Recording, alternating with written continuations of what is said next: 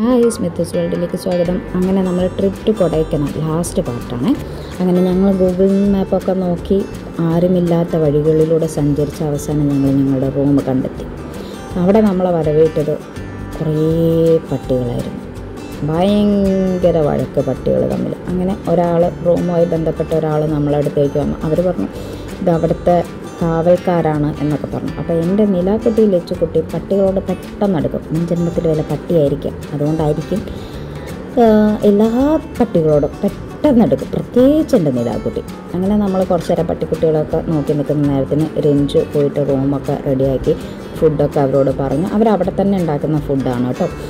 അപ്പോൾ അങ്ങനെ നമ്മൾ റൂമിലേക്ക് കയറി. അടിപൊളി 5 റൂമുകളായിരുന്നു. മുകളിൽ 2 റൂം, താഴെ 3 റൂമും, പിന്നെ ഒരു വിശാലമായ കിച്ചൺ.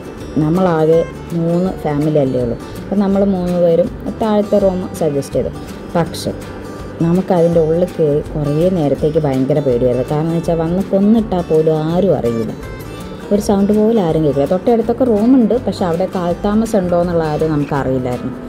അങ്ങനെ നമ്മൾ അന്നത്തെ രാത്രി അവിടുന്ന് അവർ ഫുഡൊക്കെ കൊണ്ടുവന്ന് അതൊക്കെ കഴിച്ചു. നല്ല ഫുഡായിരുന്നു കേട്ടോ, നല്ല ടേസ്റ്റുള്ള ഫുഡായിരുന്നു. അതൊക്കെ കഴിച്ച് പിറ്റേന്ന് രാവിലെ അവിടെ നിന്ന് നമ്മൾ ചെക്കൗട്ട് ചെയ്തു. നേരെ നമ്മൾ പില്ലർ റോക്ക് കാണാൻ വേണ്ടിയിട്ട് പോയി. അത്യാവശ്യം കുഴപ്പമുണ്ടായിരുന്നില്ല. ഞങ്ങൾ ചെന്ന സമയത്ത് കംപ്ലീറ്റ് കോട കൊണ്ട് മൂടിയിരിക്കുകയായിരുന്നേ. അപ്പം നമ്മൾ കോട കൊണ്ട് മൂടിയാണല്ലോ, കാണാൻ പറ്റുന്നില്ല എന്നൊക്കെ പറഞ്ഞു. അപ്പോൾ കുറച്ച് നേരം കഴിഞ്ഞപ്പോൾ കോടയൊക്കെ മാറുന്നു. അടിപൊളിയിട്ടോ, കാണാൻ അടിപൊളിയായിരുന്നു. അപ്പോൾ അവിടെ നിന്ന് കുറച്ച് ഫോട്ടോസൊക്കെ എടുത്ത് നേരെ പിന്നെ നമ്മളെ ഗുണ കേവ് കാണാൻ വേണ്ടി പോയി. ആ സിനിമ കണ്ടതിന് ശേഷം നമ്മുടെ മനസ്സിൽ എപ്പോഴും ഉള്ളതാണല്ലോ എന്ത് ഗുണ കേവ് കാണണം. അവിടെ എത്തിയിട്ട് മറ്റൊന്നല്ല, നമ്മുടെ സുഭാഷിനെയും കുട്ടേട്ടനെയൊക്കെ ഓർത്ത് അവിടെ കിടന്നിട്ട് മറ്റേ എന്താണ് പറയുക, ഗ്രില്ലിൻ്റെ മുകളിൽ കയറിയിട്ട് സുഭാഷേ കുട്ടേട്ടാ എന്നൊക്കെ വിളിക്കാനുള്ളൊരു ആഗ്രഹം. അങ്ങനെ നിലയിലിച്ചും ഒക്കെ അങ്ങനെയൊക്കെ വിളിച്ച്, കൂടെ വന്ന രഞ്ജുവിൻ്റെ മക്കളും എല്ലാവരും അങ്ങനെയൊക്കെ വിളിച്ച്. പിന്നെ നമ്മൾ ആ സ്ഥലത്ത് വെച്ചിട്ട് കുറേ ഫോട്ടോസൊക്കെ എടുത്തു.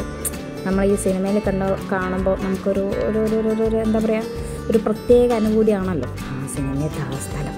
അതാ കിടക്കുന്നു ആ സ്ഥലം, ഈ സ്ഥലം എന്നൊക്കെ പറഞ്ഞിട്ട് കുറേ അവിടുന്ന് ഫോട്ടോസൊക്കെ എടുത്ത് പിന്നെ നമ്മൾ അവിടുന്ന് ഇറങ്ങി പിന്നെ നേരെ പൈൻമരം കാണാൻ വേണ്ടിയിട്ട് പോയി. അടിപൊളിയായിരുന്നു കേട്ടോ, നല്ല രസമുണ്ടായിരുന്നു. നല്ല നീണ്ട കുറേ മരങ്ങൾ.